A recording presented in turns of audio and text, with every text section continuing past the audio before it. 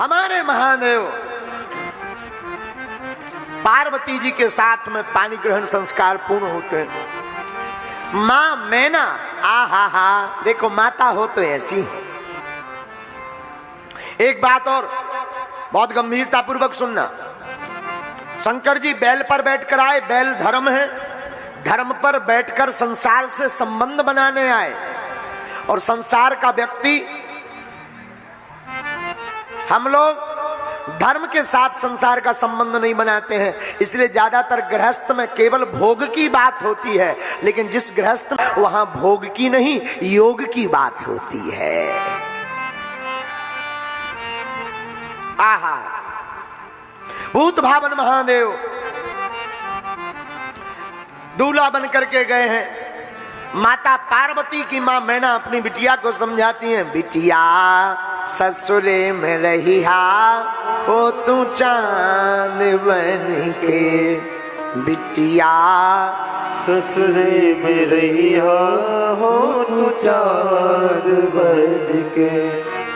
अपनी नैनन बिच पुतली के प्राण बन के, अपनी नैनन बिच पुतली के प्राण बन के, बिटिया ससुरे में रहिया हो तू चांद बन के, ओ बिटिया ससुरे में रहिया हो तू चांद बन के।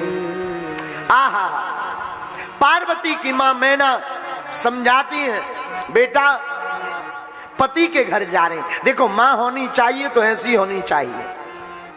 क्या अद्भुत शिक्षा देती हैं पार्वती की मां, शिक्षा देती है, बेटा ससुराल में जाना तुम्हारे लिए आज से पति ही परमेश्वर है। वाह अद्भुत शिक्षा। और याद रखो जितनी भी माताएं विराजमान हैं, अपनी बेटी को हमेशा ऐसी शिक्षा देना कि वो अपने ससुराल जावे तो तुम्हारा नाम रोशन करे। ऐसी शिक्षा देकर भेजना। याद रखना बेटे तो केवल एक कुल तक सीमित होते हैं, बेटियां दो दो कुलों का नाम रोशन करती हैं, पिता के भवन का भी और पति के भवन का भी। पर एक बात बोले हम भारत के लोगों, हमने एक बार सूत्र दिया था कि अगर बेटियों को माता पिता के रखने का अधिकार मिल जाए ना तो भारत में एक भी वृद्धाश्रम नहीं होगा।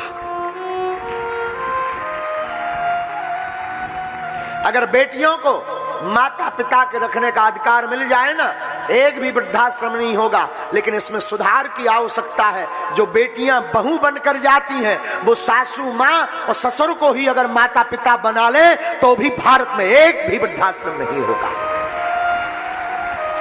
एक भी नहीं। लेकिन बड़ा गजब का जमाना है भैया, ये जमाना बड़ा उल्टा है। सासू मां चाहती हैं हमें बहू ऐसी मिले जो बेटी जैसी रहे, बहू चाहती जो हमें सासू मां मिले वो ऐसी मिले जैसी हमारी मां थी। लेकिन सासू मां ना तो खुद मां बनना चाहती, बहू ना तो खुद बेटी बनना चाहती है। और एक बात बोले, बिटिया कलेजा होती है माता पिता की। कितना बड़ा कलेजा करके पिता अपनी बेटी की विदाई करते हैं। शंकर जी आप राम विवाह पढ़िएगा तो राम विवाह में वर्णन आया है। महाराज दशरथ जी जब राम जी का विवाह करवा करके मां जानकी जी, हमारी मैया जानकी जी और चारों को लेकर के जब गए ना, चारों भैया और चारों मैया को लेकर गए ना, तो दशरथ जी ने सबसे पहले जनक जी की बढ़ाई की, महिमा गाई। और मैं प्रार्थना करूंगा भारत के लोगों से, मेरे भारत के लोगों, तुम अपने बेटा का विवाह करना और किसी के भी घर पर तुम बहू लेने जाना और लौट कर आना तो तुम ये मत कहना कि उसने नमक नहीं दिया, उसने पानी को नहीं पूछा, उसने भोजन नहीं दिया। उसके पिता से पूछना जो अपनी बेटी के विवाह के लिए 2-2 महीने से सोता नहीं है पहले से। एक एक चीज संजोता है। हमारी बेटी के लिए बारात आएगी, हम ये खिलाएंगे, हम ये पानी पिलाएंगे, हम ये भोजन कराएंगे। उस पिता पर पूछो जो 2-2 साल मेहनत करता, तैयारी करता अपनी बेटी के विवाह के लिए, और एक रात में तुम उजाड़ करके चले आते हो। और जब उसे खबर लगेगी कि तुमने पानी को लेकर के हमारी कुबड़ाई की, उस पिता पर क्या बीतेगी।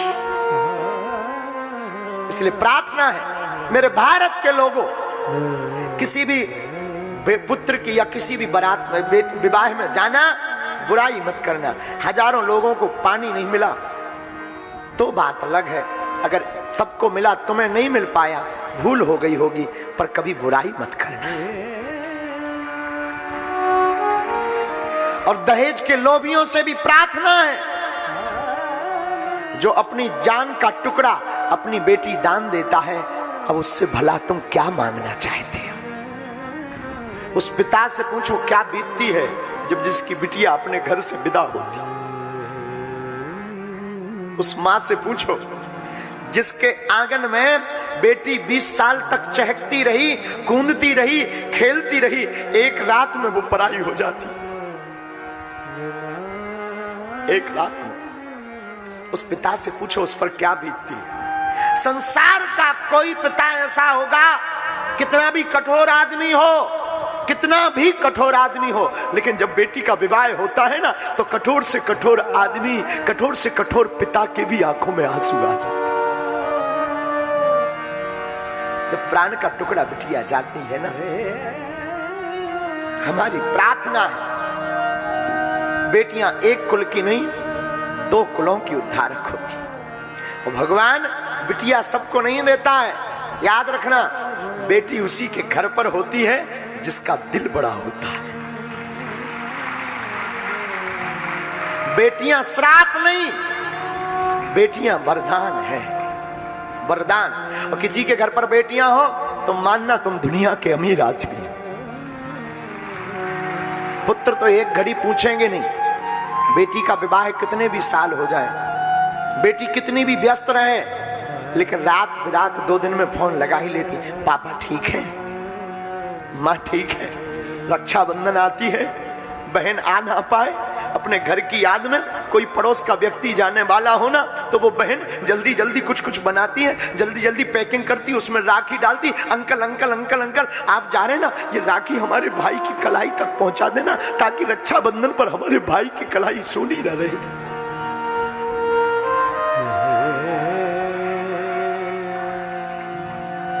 राखी भेज देना।